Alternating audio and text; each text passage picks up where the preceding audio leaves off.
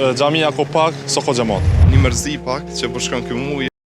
Shënjestër.net. Po shpresojna që me ndryshu, me dalë diçka me një dëshim më të mirë për këtij Ramazanit. E shoh na mundson Allah me konë sa më devotshëm ditë të tjera jashtë Ramazanit. Xhamia ko pak, so ko xhamat.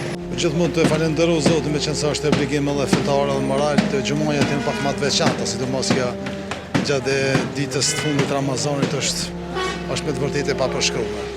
Çdo punë domon e ka përfundimin e saj.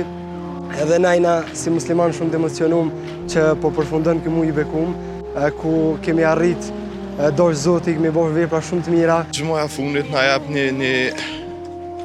një mërzi pak që po shkon ky muaj edhe shpresojmë që lutim Zotin që më mbrojë edhe Ramazanat të tjerë.